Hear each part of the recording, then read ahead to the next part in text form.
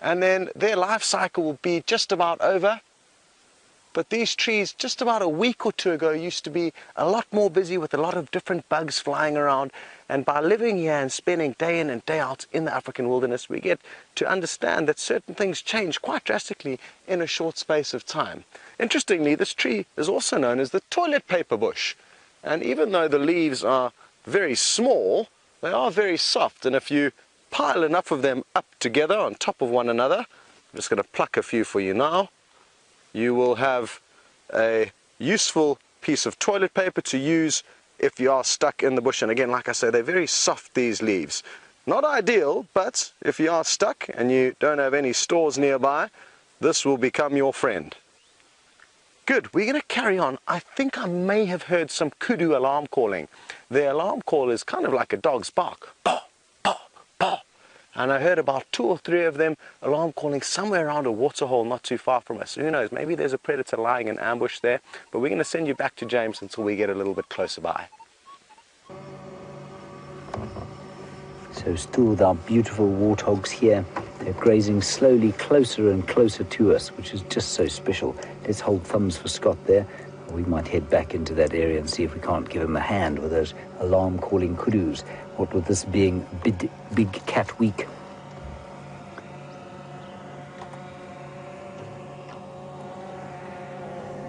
Now, a question from little Gracie, aged 8 in Ohio. Hi, Gracie.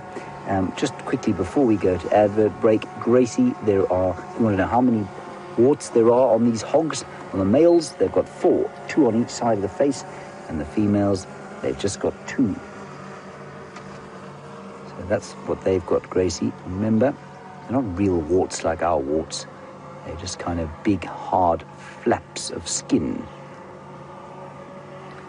The other notable thing you can see about them is the tusks there.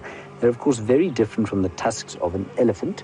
Those are the canine teeth, whereas an elephant's tusks are the incisor teeth. So they come out of a totally different part of the skull. And in the males, they're much bigger. I think that's probably a male in front of us there with that nice big set of tusks there. And he can use those for defense. But the big ones are not actually the ones you've got to watch out for. You've got to watch out for the little ones, which are underneath those big ones, and they get sharp like razors. So if a warthog ever has to defend itself, it uses the 2 bottom teeth, which are extremely sharp. And they get really kind of sharpened by the chewing. They rub up and down against the top ones, and that's called occlusion, and they get very, very sharp indeed. So a very effective way of defending themselves from predators. Wonderful sound, and they'll be grazing off into the sunset here. We'll stay with them. You're going to advert, and we'll see you just now.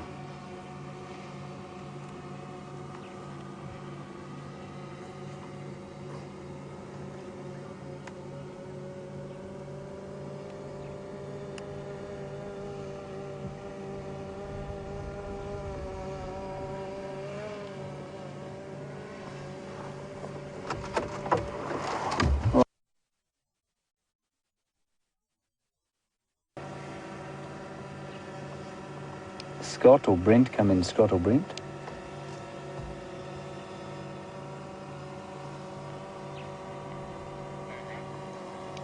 Brenty, Scott apparently has got some kudu alarm calling.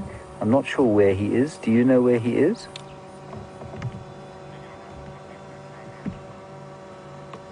Okay, copy that. All right, so we can't get hold of Scott just now. We'll try and find out where he is.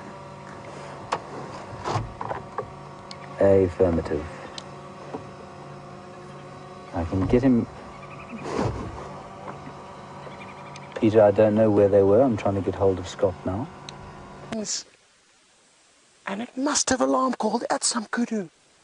Or the kudu must have alarm called at it. I'm so excited. I'm speaking back to front.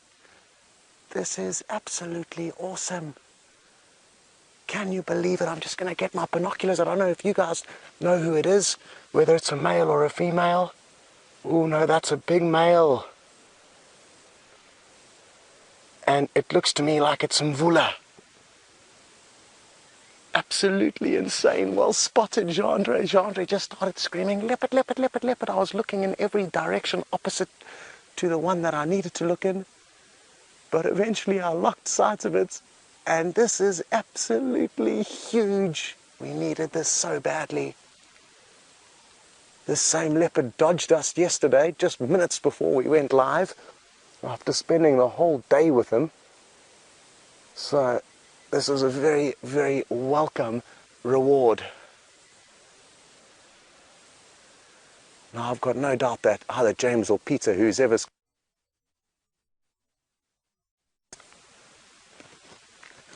Okay, well the TV audience is about to join us again, which is great because they missed out on that.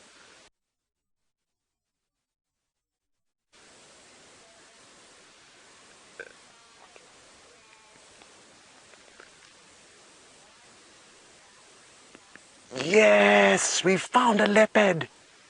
And I wasn't dreaming. There were obviously some kudu that spotted this leopard. We are at the waterhole where you started this afternoon safari with James and that herd of elephants. And isn't this just awesome? Jean-Andre is doing a great job. He's zoomed into the maximum. And that leopard's probably about 50 meters, no, probably more, maybe 70 meters away from us at the moment. I don't think it's got any idea that we're here. We're in some thick bush. And he's a beautiful big male leopard. The one that Peter and Brent were searching for yesterday, it looks like to me. And his name is Mvula. He is one of the dominant males of Djuma. And he's just finished having a drink at the waterhole and he's lying up at the edge. We don't want to try and get any closer to him because we're going to wait for James and Peter to rush here in the vehicle. And they'll be able to get you much better views. And thankfully, one of them is about 2 minutes away. And I'm just going to get my game drive radio out quickly so I can be in comms with Peter and give him good directions as to where exactly he needs to come. This is so awesome. 1. Peter? I think hang up on the dam wall. I think your best view will be from the western side of the dam, possibly if you drop down below the dam wall. Copy, awesome. I'll be coming in from the opposite boundary on the sort of northwestern corner. Copy, yeah. Take that western road and you'll get a good view. Okay, great. He's on his way. He's just minutes away. I'll be there in about, and like I say, we don't want to try and get any closer right now because we run the risk of chasing this leopard away. More often than not, leopards will run away from you as opposed to confront you. They're animals of high elusiveness and they're usually very shy. And we've spent hours and hours tracking leopard, hoping to find them for you, and it's all paid off now. Yesterday we spent 7 hours with this exact leopard between drives, hoping that he was going to be ready for the afternoon safari, and then just minutes before Pete went live, he disappeared into a thick area. But thankfully, now it looks like he's going to take a bit of a snooze over there, and we don't have anything to worry about just yet. Although, I must say, when he does get moving, Pete's going to have a tricky job. This area is very thick, and depending on which direction this leopard moves, we may need to send in a few other vehicles to try and give Pete a hand. But it's too soon to panic, and for now, we can just enjoy the fact that we're viewing a leopard on foot in Africa live. It couldn't be any better. Just moments ago, we heard some kudu alarm calling, and isn't it wonderful how, by listening to the signs of the bush, and to the other animals in this area, they can help us to find what we're looking for.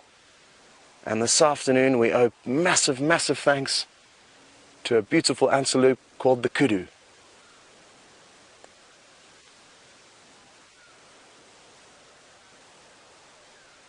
I can hear Peter's vehicle now. He's getting close. I've turned my game drive radio off because it can get quite busy. And hello, Francisco. You would like to know how good the eyesight is of the leopard and also how good is their sense of smell and hearing. They've got incredibly good eyesight, especially at night time. Hearing and smell, their senses are impeccable. But on this windy afternoon, the wind is in our favor, so he hasn't smelt us. And because the bushes are blowing quite a lot around us, it's masked our movements. And that's why he's completely oblivious to us. And to be honest, even if he did know we were here, he probably wouldn't be too concerned because we are just so far away from him that we wouldn't pose any threat. I can hear Pete's vehicle, which is good news. You guys are about to get some great close-up views. And we're going to send you across to Pete right now. Good stuff and enjoy.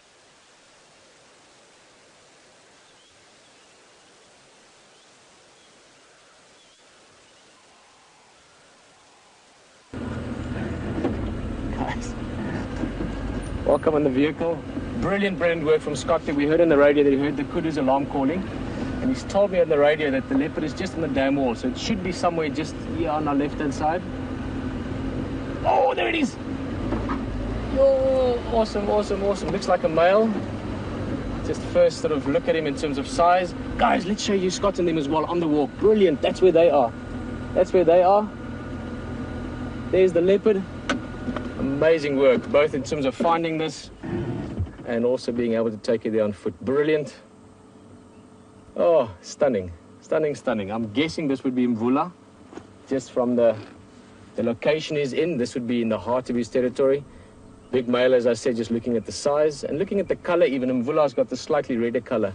And while he's lying in that position, I want to just reposition us because we have the opportunity to get a spectacular view of him in terms of our possible location, or our sort of setting, if you want.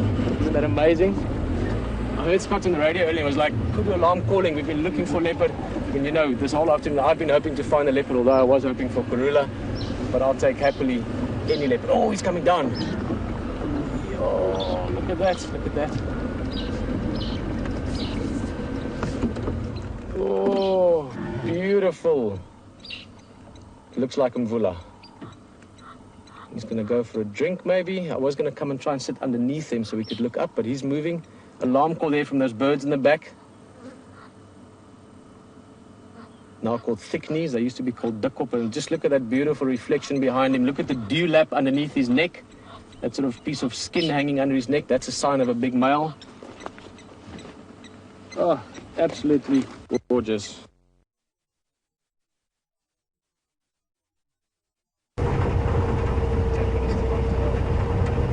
In other words, we are watching what's happening as it happens.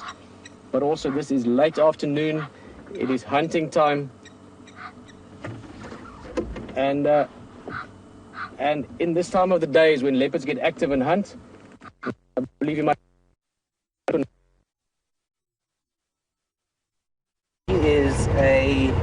She's an 11-year-old female who we see quite a lot. And she's around here somewhere, we hope. She was last seen quite...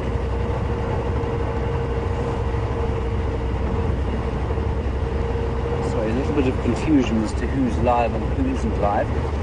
I think we're live now.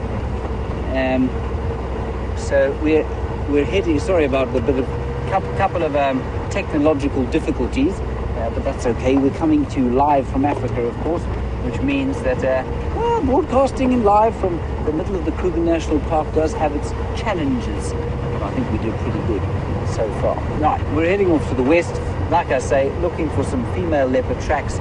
The last time we saw this female, she was in the far east of the reserve. She does tend to travel quite a lot. We think she's possibly looking for a male to mate with, so maybe she'd be back in this particular part of her territory. So we're just going to drive slowly along here and scan for tracks, see what we can find. It's turning into the most beautiful evening. Now, a lovely question from Alex. Alex, you want to know what are leopards most closely related to, cheetahs or jaguars? Alex, probably more, well, they're definitely more closely related to jaguars, but they may even be more closely related to lions, even though they look different.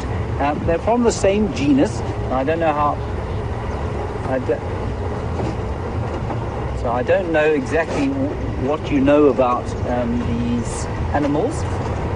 But they come from the same genus. I don't know what you know about biology, Alex, but So they're pretty much as closely related as horses are to donkeys, but the cheetah is in a totally different genus, so they're actually not very closely related to either of them. Let's go back to Scott. He's got some fascinating stuff to show you. Okay, so while Pete tries to get back into a better spot for signal, we're going to try and creep you also into a better spot just to enjoy a view of him while we wait for Pete to get signal.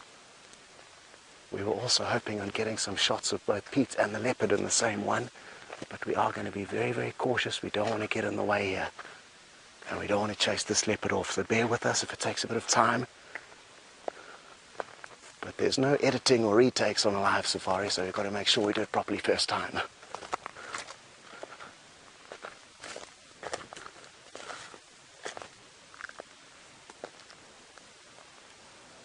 Oh, there he is, he's moved. He's lying down on the water's edge, and he's between those two trees there, Gendre, or straight ahead of us. Great work, Gendre, on camera. So he's moved down closer to the water's edge, and he has been watching us now, so he does know we are here. But we're going to send you back to Peter. He's finally found some good signal, and enjoy the closer views you get of him now.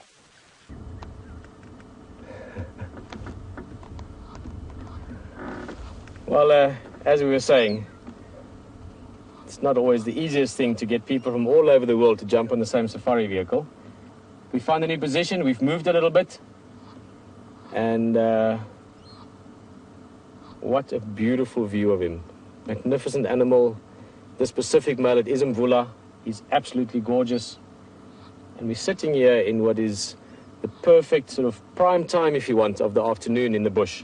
Late afternoon, you can see the lights are getting low. He's in fact in the shadows already. Sky is still reflecting off the water. I want to show you something to the left quickly. Just quickly look at all the fish in the water. This water is getting very low, and he's looking at the water almost with interest more than just drinking. You know what I mean? That he's looking at that goose. There's some goslings there, and then all that sort of ripples you see, all those ripples on the water. Those are all fish because the water is almost finished. And I was just wondering, it's not something they typically do, but it might be possible. Let's just look at him again. We'll see that his tail is twitching. He's interested. He's not just looking at the water. So I wouldn't be surprised if, well, I would be surprised, but it will be a pleasant surprise if he decides to maybe try and get a fish or two. It's not likely, but it's also not impossible. Guys, I might just very quickly talk to the game drives. There's one or two vehicles responding here as well. Look at the tail twitching. Greg, just so you guys know, Ingwe is at Buffelshoek Dam. My radio will be turned down, we're live, but you can just pull in when you see us. So that's just to update the other game drives out here as well. We're going to hopefully sit with this leopard for a while. He's surprised us all, I think, by being back here. This is just for interest's sake, the leopard that we were looking for last night, and he evaded us constantly, so great to find him. And he was further south, so we expected him to keep going south and east, so he's actually come back on his own track again. So brilliant to see him here at Buffelshoek Dam.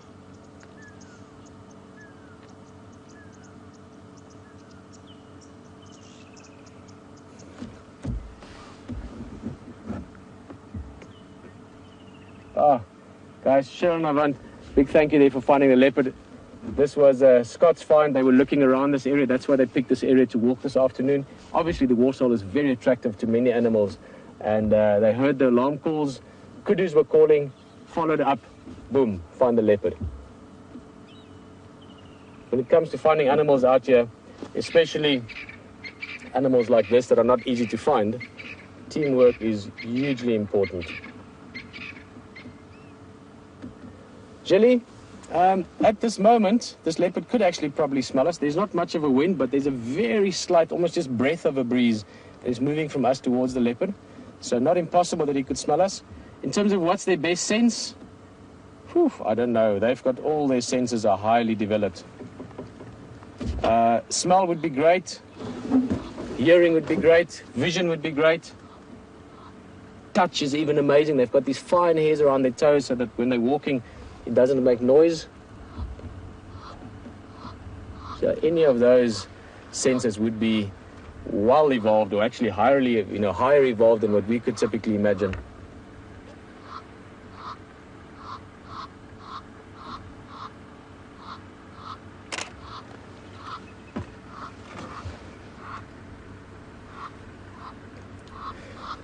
Hello, Zach. I always like the name Zach. Good name. And I like your city as well, by the way. New York is one of my favorite cities in the world. It's just another game drive vehicle joining us here.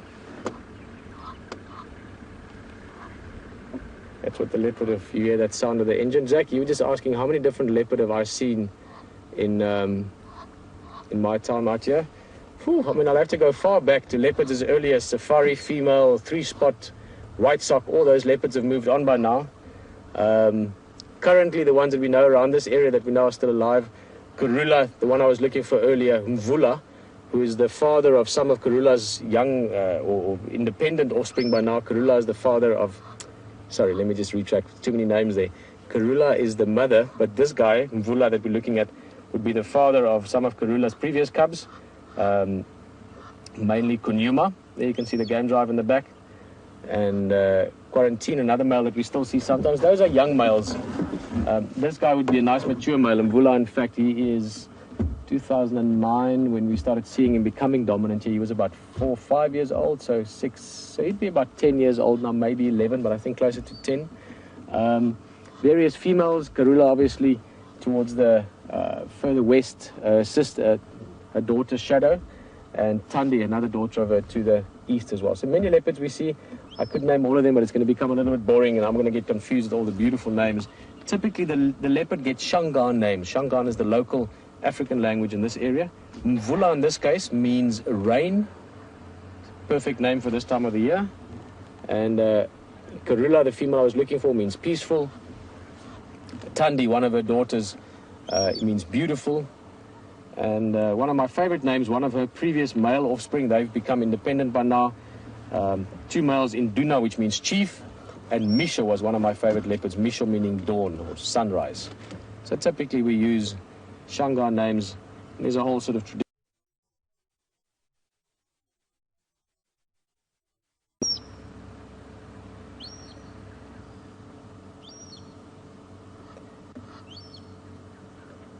Question out of India, but you would fit hyena and wild dog in between lion and leopard. So in terms of the big predators, you would have lion dominant, hyena, next after that wild dog, then leopard. Mainly because they're solitary. Leopards don't want to take a chance of getting injured because they're solitary. They don't have a pride to help them hunt, or a clan like hyenas.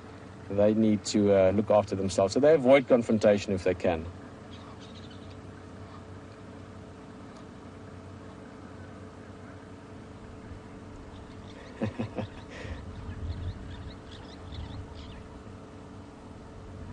Let's just give you a view there to the left. Fortunately, we can't show those people in too much detail, but there you can see that's actually good friends of ours. We've known them for years. They've got one of the land in this area is theirs, and he's brought some friends and family out. And you were just asking Robin, are these leopards not bothered by us being so close to them? Not at all. As you can see, that leopard's not bothered by them, but also keep in mind, everyone obviously knows the basic rules and the basic manners around wildlife. You don't rock up here and sort of make a lot of noise and throw things and shout. You know, you're nice and quiet, normal tone of voice, and leopard get very used to us. It's actually very important to realize that Sabi Sands, this area that we're in, is probably one of the best areas. Well, not probably, it is one of the best areas in the world for this kind of viewing, photographic viewing or ecotourism if you want. In fact, a little bit further south of us was one of the first places they started doing this in the 60s already. So they've grown up with vehicles, they've gotten used to us, they know that we don't pose a threat, and therefore we can not only get close to them, but we can get amazingly intimate, natural behavior, and that really is the key, the things we can see them do. Now we're going to have a short break shortly, and we're going to stay here. When you come back, we'll see what this leopard gets up to. Oh, absolutely beautiful.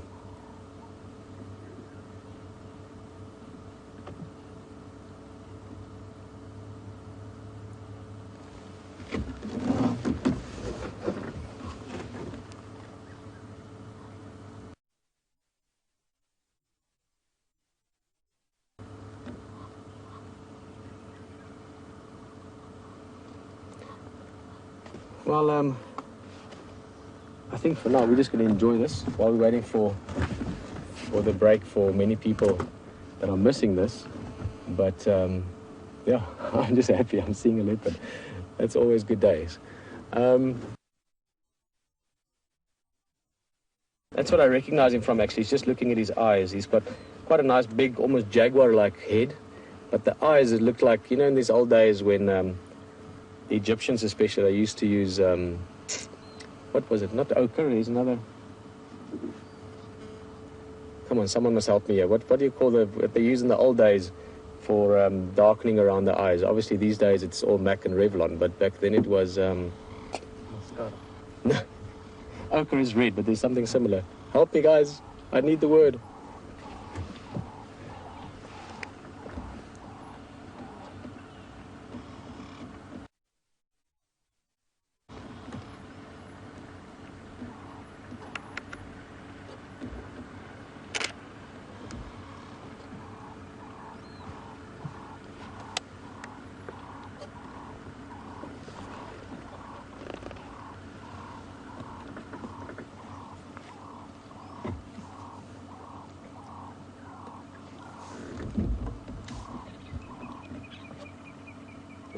Getting a little bit playful. I think he's going to move soonish.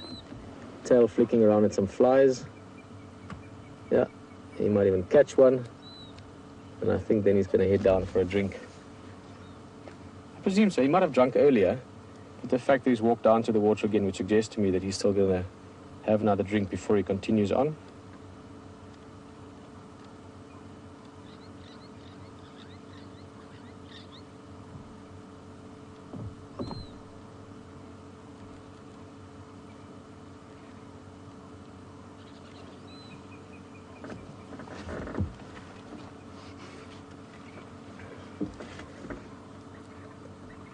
I think we're going to stay right here. I was really thinking of changing, but this is the best possible place for now.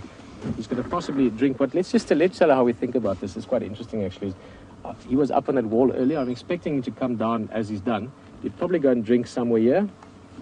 Also, the breeze is coming from behind us, so any debris floating in the water would have been pushed away from the side. So he'd hopefully drink, and then if we're lucky, he'll come walking right past us here along the edge of the water, or alternatively, he would come up the bank here to our right. So where we're sitting now, relative to how he was moving earlier, you try and find the best possible view, obviously, not only of what he's doing now, but you try and jump ahead a few minutes and hopefully position yourself in such a way that once he gets active and once he gets moving, you can get the best view as well. So that's just some of the, let's call it the behind-the-scenes thinking, if you want, of how you position yourself relative to wildlife to try and hopefully optimize the viewing experience. That's the plan. Not very long now before everyone joins us again.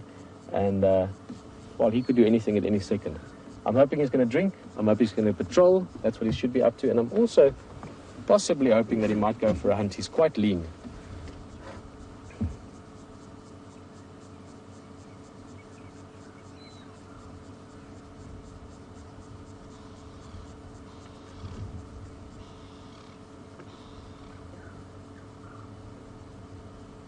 Starlings calling in the distance. Cicadas, and you can actually hear the fish in the water. That's actually very interesting. Guys, we're going to show you this quickly again, VM, because we might not be able to look at this. He's lying down now. And I know it's tricky to see, but if you look right there in the water, it looks like a texture almost of the water. Right there. I'm going to show you that quickly. All that breaking up of the water, all that sort of patterns you can see. Every little dot is a fish. They're thick as pea soup in there. That's the fish, but as much as they are crowded for spate, as much as they are crowded, the leopard is nice and relaxed.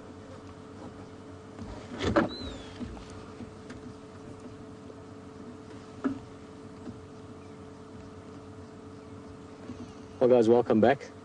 The leopard has enjoyed his break as well. He's almost fallen asleep now. And, well, as you may guess, we've just been sitting here and chatting with the guests that are still on the vehicle with us. Nice to have everyone back, though. This leopard is not doing much. We're expecting, what I'm hoping will happen, is that he will come down and drink. Let me just sort of give you some of the thinking behind this. Just to explain, that's two vehicles there. It's one of the private camps here, and they've got some, actually, families out here as well, so they're enjoying the view. What we're hoping will happen, and it might not, but he should still drink. We were talking about it earlier, that he should still be thirsty. That's why he came down to the water, and he should drink just in front of us here, somewhere here on the edge of the water. So we, a little bit of luck, we'll have a brilliant view of him.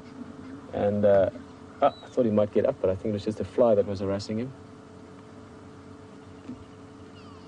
Another fly. Flies are very brave insects, by the way. They harass leopards and elephants all the time.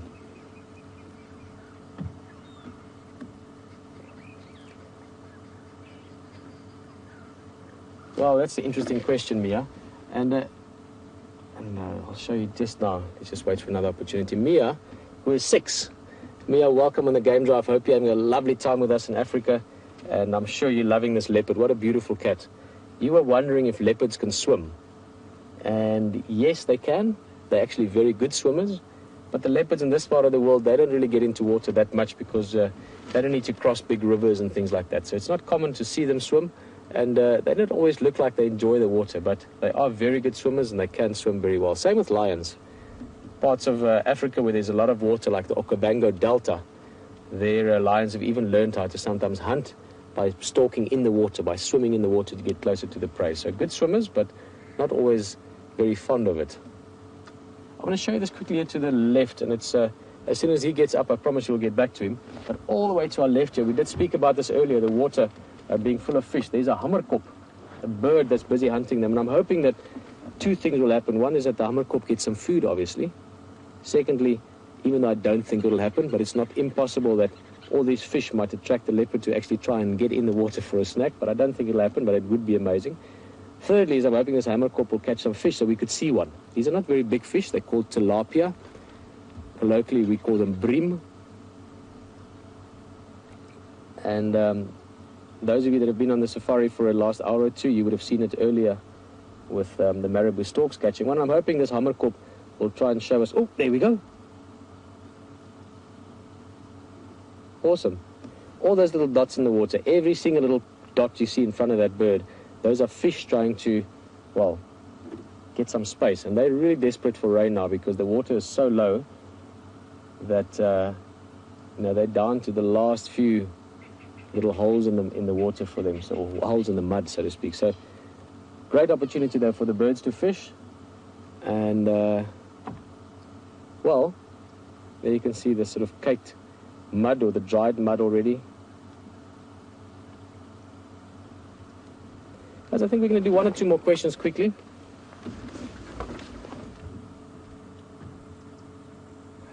Hello, Sabrina.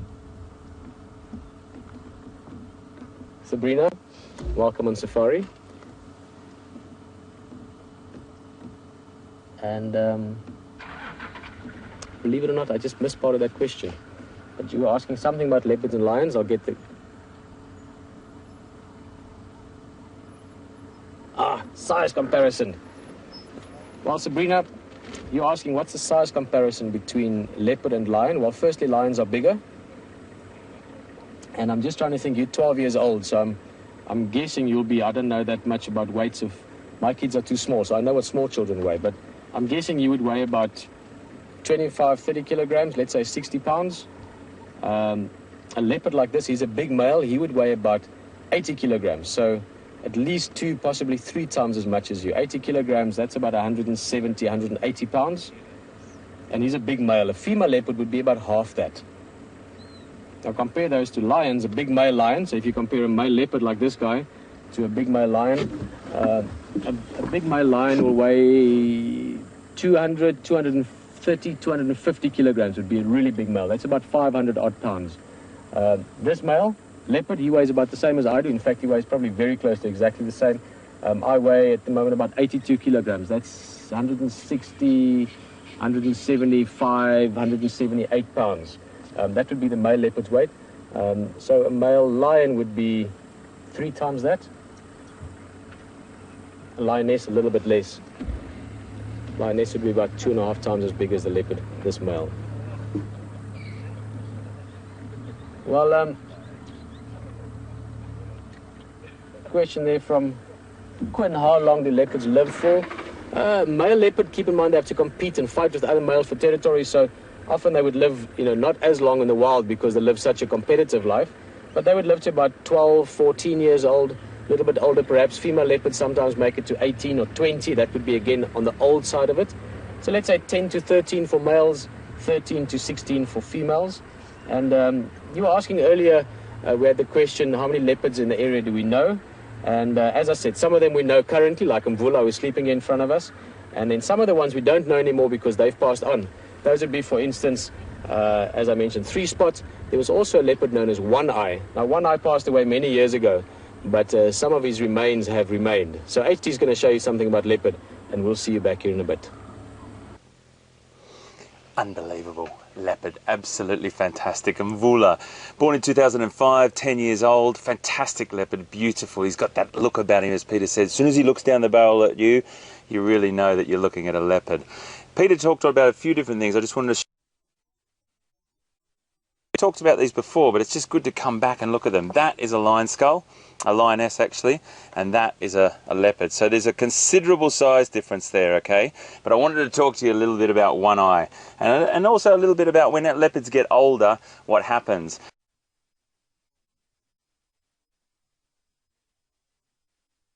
Now this particular individual here is One Eye's skull. Now One Eye was an individual that only had one eye. He had an injury in one of his eyes, but he still carried on, and he got to a ripe old age of about sort of 12, 14 I think it was, and he was the first habituated leopard in this area. And habituation is a very, very interesting thing. The word habituation means that it's getting the animals used to humans. So it's a very important thing for us in tourism to make sure that, as Peter said, the animals are used to the vehicle, they're used to humans, and they don't have a fear of that. So it's a slow, gradual process. Every time we get close to an animal, it's an habituation process. It makes them a bit more comfortable with us. It allows us to spend a longer time and have a better encounter with them. So that habituation process is very, very important and has to be done correctly. One Eye, however, he was the habituated first habituated leopard, as I said, but he got to an age where things started to go wrong. I want you to take a look at this skull. We've talked about these teeth. This is a female leopard just here. Sorry to chop and change. This is a female leopard here, a young one, and with all the teeth intact. What happened to One Eye was he started to lose his teeth, and you can see here he's lost a lower canine just there, okay, that one there, and he's lost an upper canine here as well, okay. Now watch what happens when I close this and that bite goes down. He had extreme trauma here in this section just here, where this canine was rubbing against the upper gum when he lost this canine. So it's the lower canine coming down and touching and rubbing on this. This was an abscess just here. All this granulation or this calcification on the skull is the remnants of an abscess. So he was in immense pain. And also, if I look under here, same sort of thing in that area there. All that calcification is remnants of an abscess. He's losing his very closely aligned incisors there as well. He was in immense pain. Now when an animal gets to that level, when they're in immense pain, they start to take chances. They start to go for easier prey. They might move on to a domestic situation where they will start to take domestic animals off, or livestock, or even pets for that matter. And that's when you have a human-animal conflict zone occurring. It's not always fantastic. There's very, very difficult times that occur there, and sometimes the animal has to be removed. But this guy here, we've still got his skull to tell the story, and it's just interesting to see that once that happens and their vigour starts to drop, they start to go into a place where they're in the great savannah in the sky, I suppose you could say. But they will get to a point where they can't hunt anymore, and they'll either have to be removed, or they will die, or go to another predator. Very interesting story to One Eye. A beautiful leopard. He made a lot of people happy, and a lot of people had a great time with him. The first habituated leopard in this area. Right, let's cross back to that beautiful leopard in Mvula and see what's going on. Well, interesting information there from HT in the safari tent, and we have a number of things in common. Apart from being great friends, HT is a fantastic guy. But he could hear the cicadas, and we can hear the cicadas. Shows you that lots of insects around. You can hear that buzzing sound. We can also hear the fish next to us. That's how densely, sort of superly, I almost want to say like super put together. I don't know how to explain that properly, but I know I've said this a few times, but you must look at this again. We've changed our position. All of that, all those little dots you see on the water, all of it are fish. thicker than pea soup. Body against body. This is desperate days for them. Every single dot is one fish. You can see the lines of their heads there. All these dramas and interesting stories playing itself out in the bush.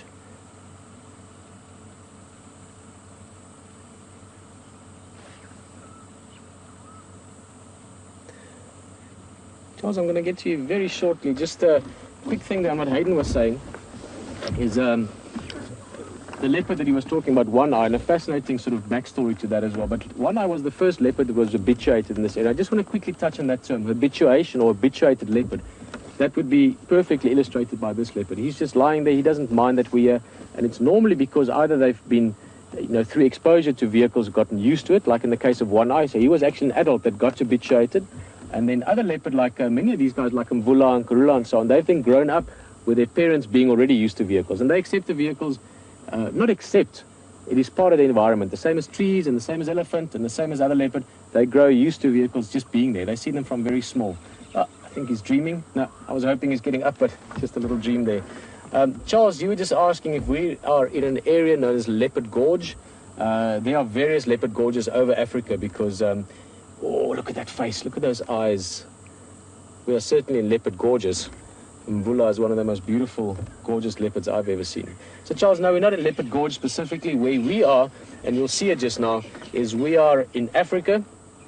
So, to be more specific, Southern Africa, as we're going in closer to have a look, sort of from the outside going into the continent. Southern Africa, Kruger National Park, and then within Kruger National Park, there's a private area known as Sabi Sands Game Reserve. And within Sabi Sands, there are different private parts. Imagine different boroughs of a city or different houses in a suburb, different farms or different areas in Sabi Sands. We are at this moment at Buffelshoek Dam in Djuma.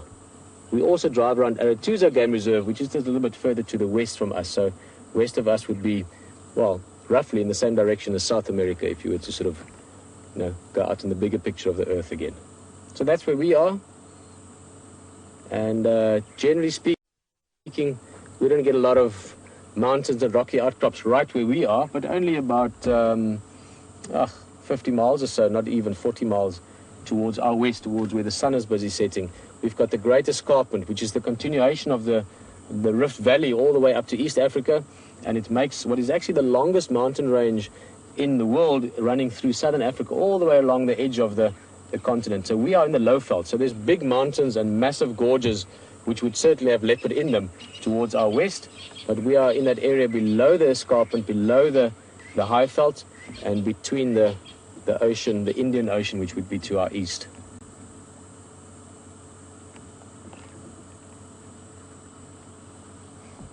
Amazing. Actually, let me take a seat here as well. Hello, Amy. You are from Sterlington. Sorry, I've got a bug in my throat there. I'll have to catch it and give it to Hayden so he can show you what it is.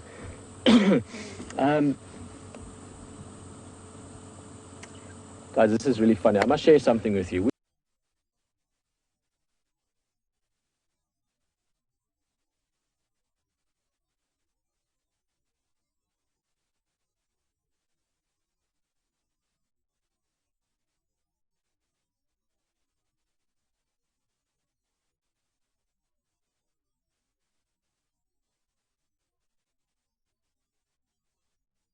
With people from around, I forget what you asked me. That's what happened there just now. Amy, you were asking, do we get smaller and other kinds of cats here? Yes, we do. We get caracal,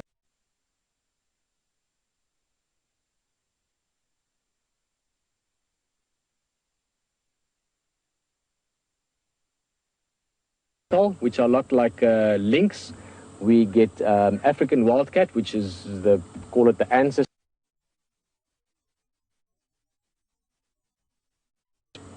Those are the first ones I could think of quickly off the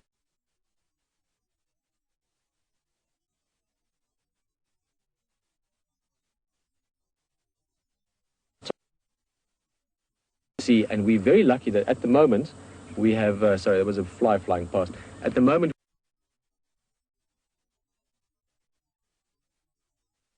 we have a den here, and we can see the little one. So you are in for such a big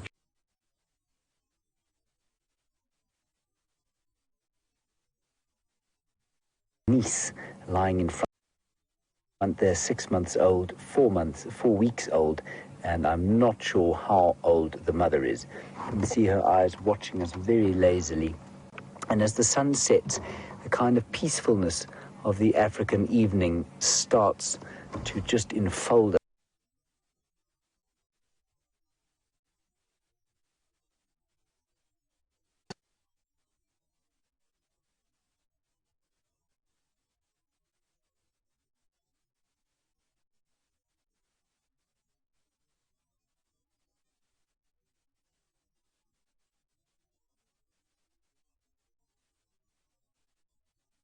The wild dogs, like the giraffe, the iconic African animals that make this continent's wildlife so incredibly special. So I do steer clear of using it. But in terms of finding those kinds of animals, which of course is magnificent, we had lions this morning, we had elephants this morning.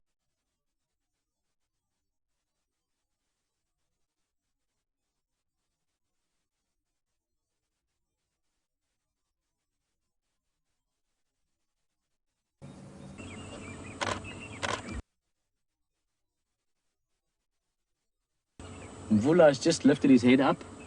The sun has now set. We've still got color in the sky, but the sun has dipped below the horizon. And this is when leopard tend to get active. But I just have to just say the obvious again, perhaps, but isn't this just absolutely incredible to sit this close?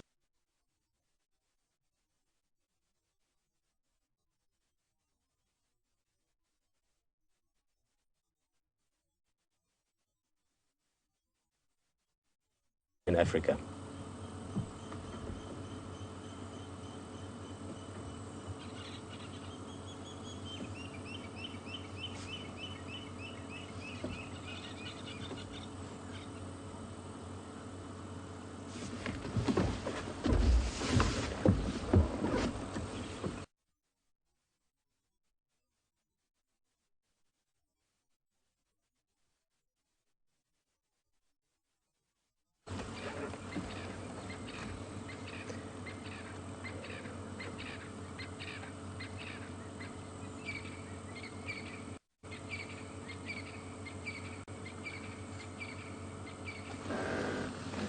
So peaceful here. We've just had the game drive join us here.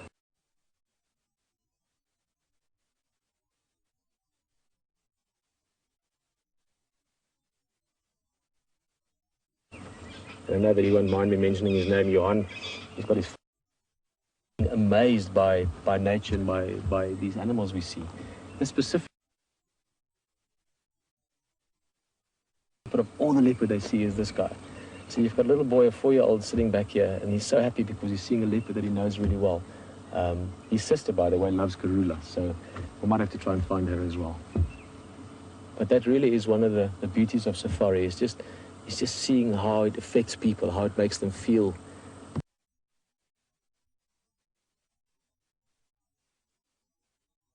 Good and happy and interested in nature. As you know, you're sitting here with us. This is why you're here.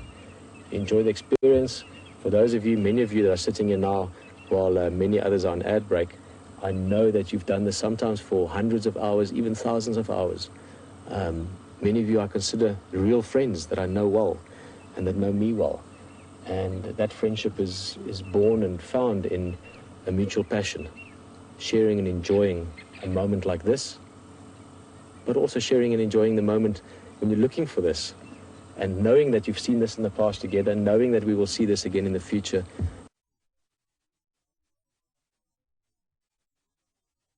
As well, makes that search for it so much more fun as well. So the more I think about it, and I've been thinking about it a lot the last couple of weeks, actually building up to Big Cat Week, and I actually went and I read up on the word safari. Safari is such an amazing descriptive term. One of the things on safari would be that moment when the leopard lifts his head and you can see his eyes, you can see his tail flicking in the background. Those are all things that make a safari. But safari also describes the day where you get up early, you're out there before the sun is up, you enjoy the early morning, you have a late brunch, you have a sleep or a rest during the day, active again late afternoon, and then normally around a fire for dinner, friends, discussions, talks. That's all what's safari. Oh, let's get a few pictures. Oh, he's beautiful, my goodness. I love this time of day for photographing leopard. Let's get a few pictures before there's too many people again and we can't take pictures. Don't want to make noise for when everyone is here. But this time of day, for those of you into photography, wildlife photography, I know that's a huge hobby for many passionate wildlife enthusiasts. This time of day to photograph cats, and especially leopard, is absolutely brilliant because, sorry, that was meant to be brilliant, not brilliant, brilliant. Because their pupils get bigger, because the light is low.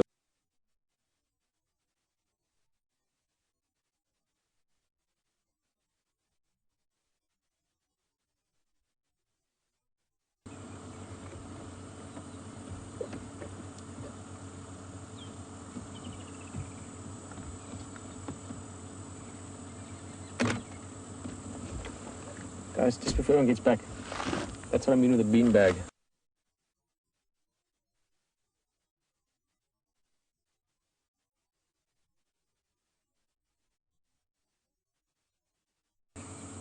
Yeah, the Franklin's calling, cicadas still making a lot of noise.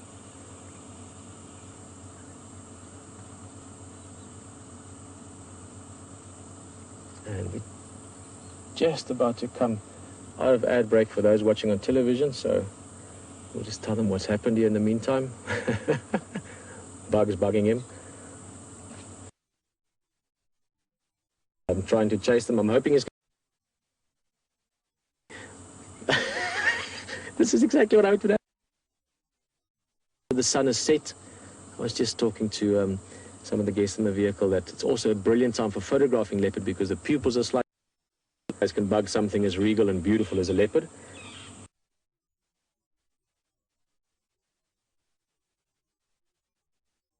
Cicadas in the tent, and we'll get you back here to the...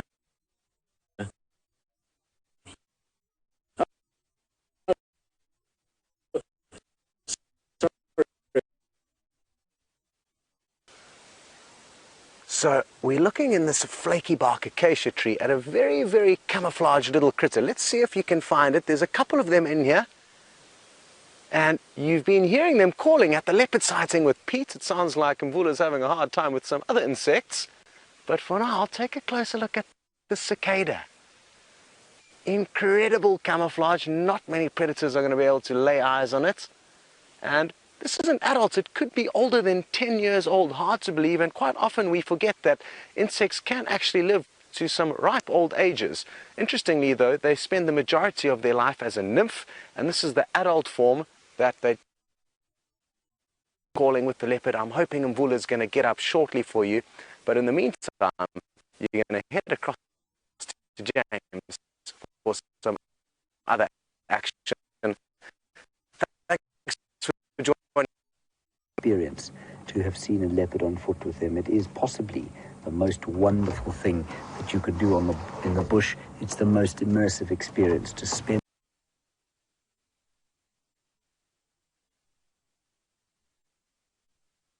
on foot with one of Africa's iconic predators. Just incredible stuff. And Scott and I had the privilege of doing it yesterday with two wonderful Shangaan trackers who we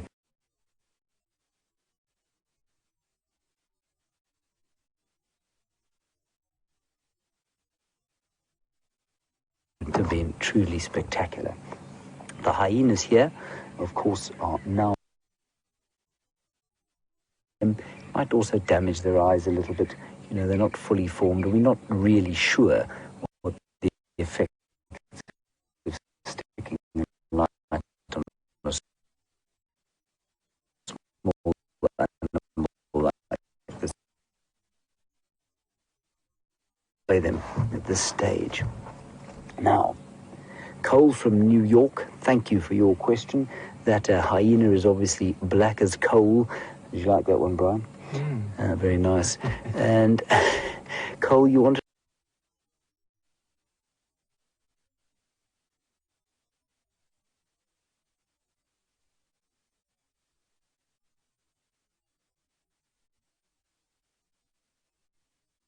to... somewhere between 4 weeks and 6 months, you can see the 6-month-old's almost completely got the normal spots, but she'll start to use those spots, lose those, that blackness, sorry, the more time that she spends out of the den. And so from now, she'll start.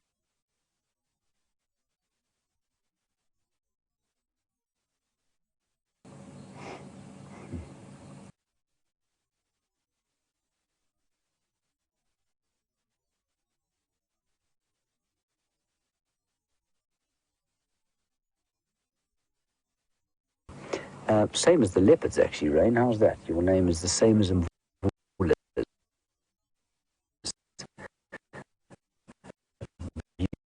Beautiful leopard you've been looking at. So quite possibly she killed, well, we think it's a female because she's on her own, and quite, hyena female babies are quite often kill their siblings just as they're born. And so we think this is a female, but Rain, absolutely, a young male would be treated exactly the same way until they get older. And then the males, obviously, their size difference, they're much smaller than the females, and their sort of status within the hyena hierarchy is very reduced. So the females, just to reiterate, are bigger than the males, and so the males have to live in a kind of much lower echelon of hyena society.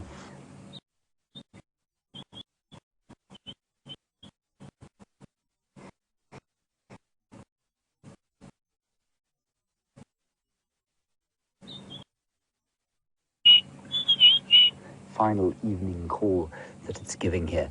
Julia, you want to know how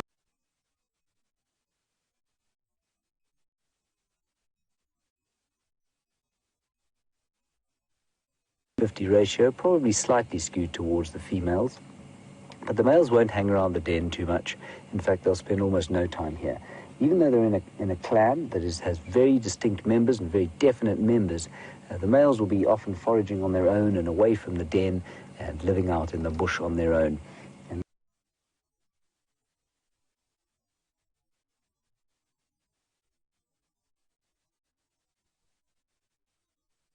are born to males that come in from absolutely incredible.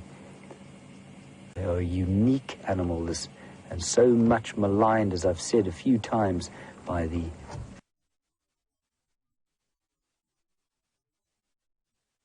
What's she doing? Look, she's coming down to have a look now. Hyena hunt. I've seen a hyena try to hunt, Dominique. I've seen them try to hunt an impala, and one hyena chasing an impala is an amusing thing to see, because while they can run for a long time, they're very slow. So the impala would just run to the edge of the clearing, the hyena would lope after it, and then the impala would sort of run to the other end, and the hyena would lope after it again and didn't catch it. But in a group, a bit like a pack of wolves or a pack of wild dogs, hyenas are extremely efficient hunters. And in this area, they do tend to do a lot more scavenging, but in East Africa,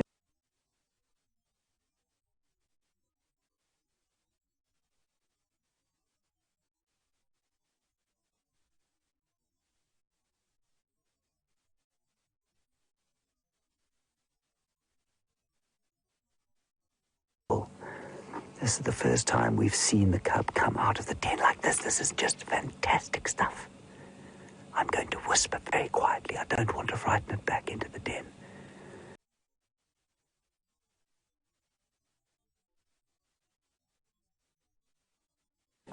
And it's almost as if the mother was saying, if you want to drink, come down. I'll feed you down here. Still very nervous. And it's making little whimpering sounds which you can't hear. Come on, everybody. Here comes another hyena now. Just next to us, just 3 feet away. There she is. Look at that.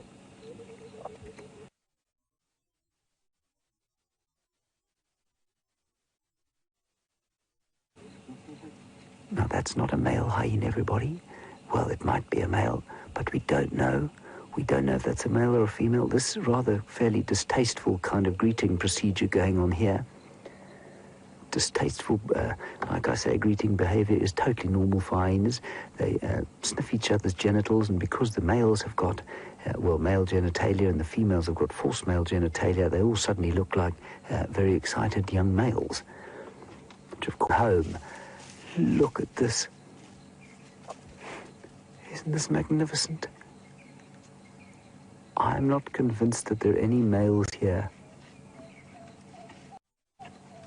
The way you tell the difference between the male and the female, so the male's penis and the female's pseudo-penis or enlarged clitoris, is that the male's looks very pinched towards the end, and I think these are all females. Brian, what do you think?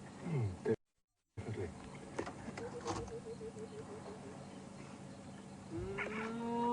Listen to that, isn't that amazing? Incredible greeting ritual going on here. Everyone's saying hello. And there's one going up to the den to try and call the youngster out. Hopefully by the end of Big Cat Week, we will have a little one right down here. Ethan, lovely to hear from you again. You want to know how deep the den is. Ethan, the den, I don't know. You know, we can't really stick our heads in there. The likelihood is we'll get a nasty snap on the nose from the hyena. Ethan, I'd say probably about 3 feet. Certainly too far for that hyena mother to reach in and grab her cub, and certainly too deep for something like a lion or a leopard to get into. So let's say 3 or 4 feet down.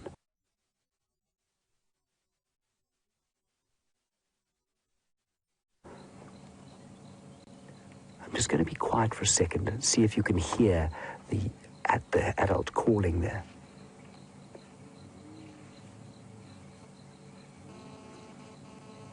You hear that?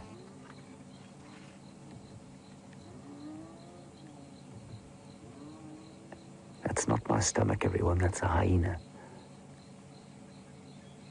trying to call the little one out. So, Sway, you want to know how the adult hyenas protect themselves from the elements when they don't have a den to go into. Sway, just like everything else out here, you know, they kind of just survive in the elements. So if it gets very rainy, they'll go under some thick bush, and eventually the thick bush will get rained and wet and sodden through, and then the hyenas will get wet. And so will the lions and the leopards and the elephants, and that they don't mind too much, you know. They're not like us. They don't have to have advanced rain gear and that sort of thing. So, no, they'll be absolutely fine in the elements.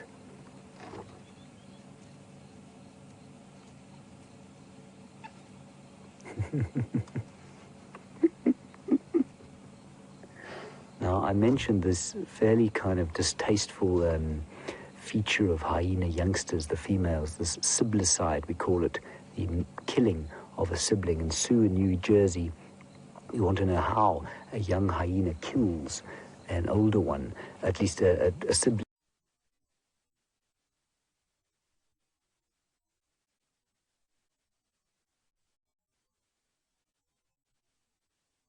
And what that means is that because the little one's in, I can put a very dim wash of light over them. We'll just see what it looks like. It's quite bright. I'm just going to tilt it down a bit. There we go. So that's okay. And you can get a nice view there. So we'll just have a last view there. The little one has gone inside. And so let's head back across to Peter with Mvula. We spent the whole day spending time with him yesterday, following him and tracking him, and unfortunately he gave us the slip yesterday. So unfortunate, but luckily Scott found him again today. So let's go back to Mvula and Rain, who shares a name with that magnificent leopard. I hope you enjoy the sighting, and we'll probably see you tomorrow.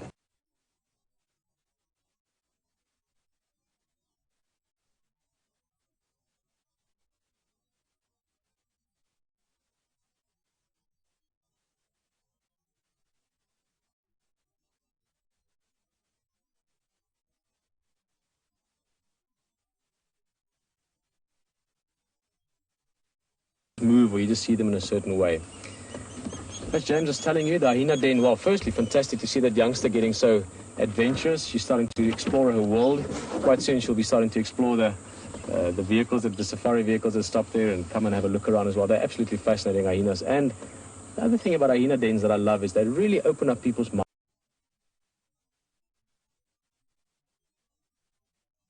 minds about hyenas. People tend to have such a misconception, even negative perception of hyena, until they've seen them at a den like that. Absolutely beautiful. Speaking of lighting, James explained to you the hyena den, because there's a youngster, we don't put the lights on them. And sorry, I'm sort of sitting, I've gotten into like a couch position here. The car is standing at a bit of a funny angle. With our hyena, we don't keep a light on it because of the cub. Many of the diurnal animals, we don't keep lights on them for prolonged periods of time. But things like nocturnal cats, like the leopard in this case. Now, I want to show you something before we go too close. Just having a look at how we put the light. You'll see I don't put the light, and he's looking away now.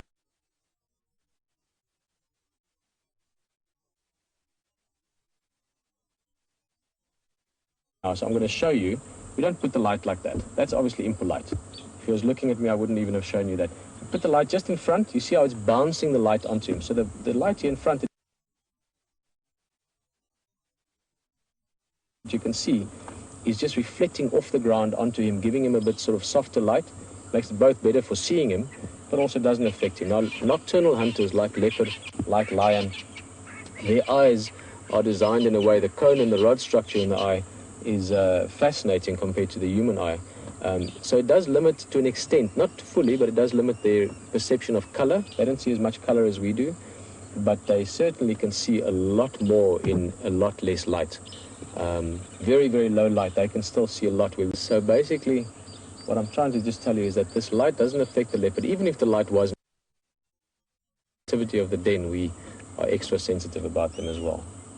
Sue, you were just asking, could lions come past here, and how would that affect this leopard?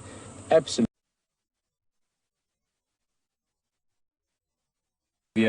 Is you know, very, very.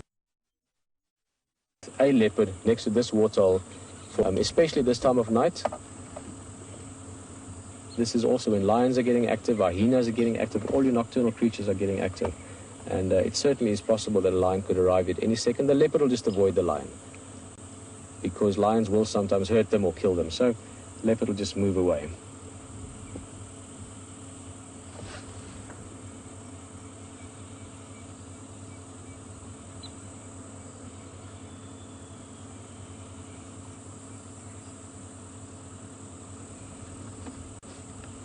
Hello, Carissa. Asking which waterhole we are at, and unfortunately we're not at the Djuma waterhole where the waterhole camera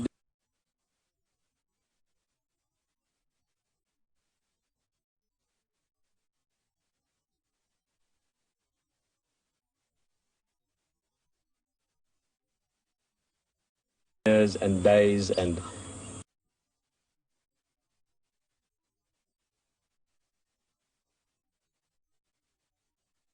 times have spent time with us here on safari, all the way through until this sort of the latest, best experience with Safari Live. What an exciting time, and I know many of you are excited about this as well, to see how we've, let's say, come this far to where we now have potentially, and I'm hoping this is the case during Big Cat Week, because Big Cat Week is absolutely fascinating and beautiful, and obviously dealing with big cats, which we are watching now. But how exciting to have potentially millions of people on one safari vehicle. That is just exciting on so many levels. Let's try and move this light.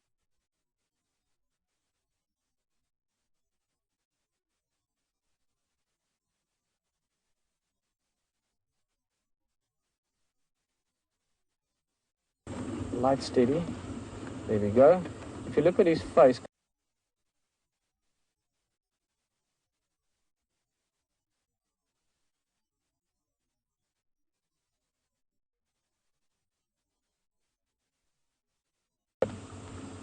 where are we?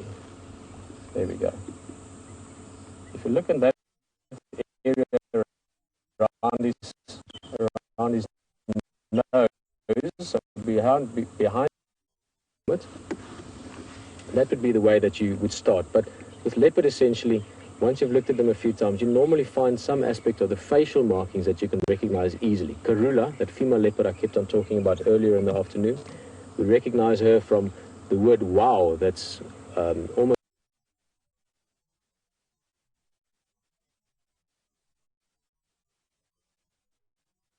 spelled out in spots on her forehead between the eyes. And once you've seen that wow, you see it every time. And I remember back when it was first recognized, I think it was Claire on the drive that saw it. I can't remember, please correct me if I have the wrong person, but that was just brilliant because once we'd seen it, we all see it. Oh, big yawn, big teeth. Caught us a bit unaware that we didn't think he was going to do anything, and a yawn is normally a good sign as well because it preempts movement. Quite often they'll yawn before they get up and move. So we might see this. We've got a few minutes left for the safari before you have to go. Wow, we have Karula. Have a look.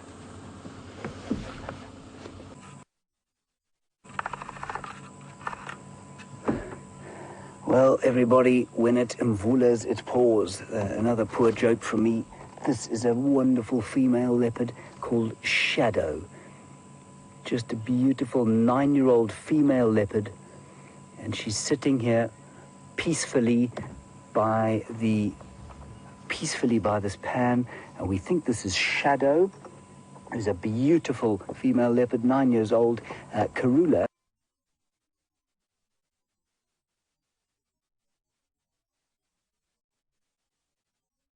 who I think was mentioned to you, is an 11-year-old, and that would be this leopard's mother. Unless I've very much mistaken the identification, I've only just got here. I'll try and have a look with my eyes here. My eyes, I mean binoculars.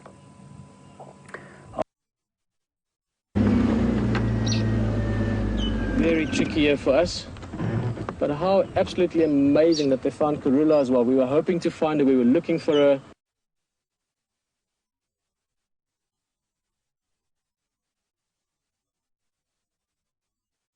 I'm just so super happy. What an afternoon. And guys, I would be making a lot more noise because trust me, I'm very happy. But we have 2 other vehicles here with us, so I have to keep them on. Look at the stunning reflection on the water there as well. Wow, what a sight.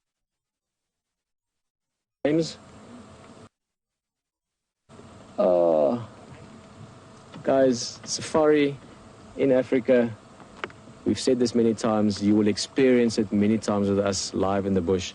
You never know what's going to happen next.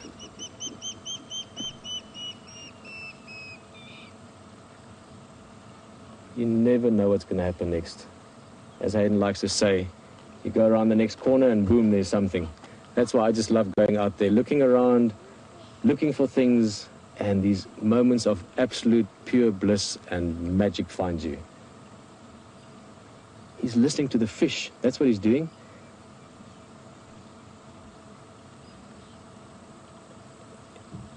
It would be amazing if this guy goes in and grabs a fish.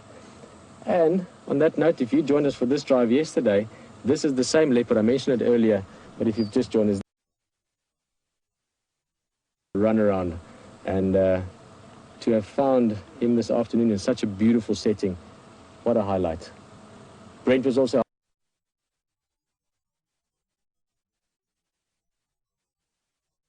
yesterday. He's the one that tracked down the leopard you just saw him. Sounds to me on the radio, sorry, there's so much happening now. Female leopard that we saw just now. Look at that dewlap, he's absolutely gorgeous. He'll be patrolling tonight. We'll be looking.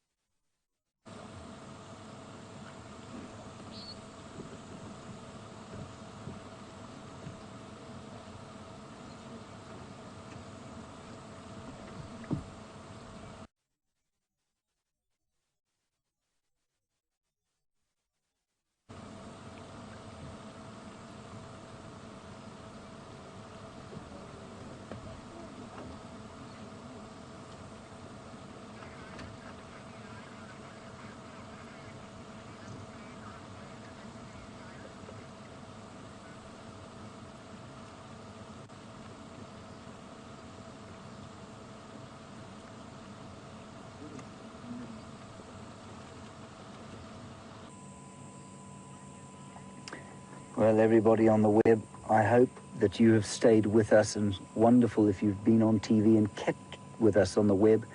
This is Karula.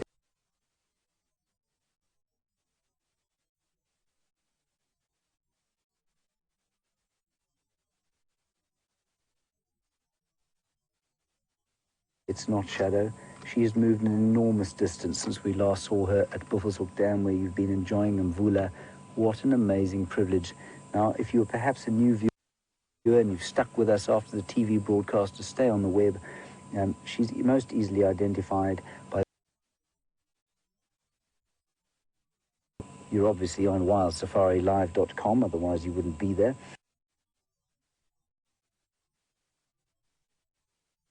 Remember, we will do this day, and even next year we'll probably do it 366 days, with it being a leap year, if I'm not much mistaken. So we'll do the same thing from us today. Well, I'm not afraid. I mean, what a bumper afternoon we've had. It was started off extremely quietly. We had was a smelly dead tilapia fish, which wasn't particularly exciting. Right on the leopard there. And after that, 2 leopards, hyenas, and a huge thank you, of course, to Brent, who found this leopard here. He's just off over there. Okay, we're going to wrap it up now as Karula goes moving. Please stay safe and happy wherever you are in the world, and thank you for staying with us. Thank you for talking to us, and we'll see you tomorrow during the dawn of the golden African wilderness that we have here. See you. Bye-bye.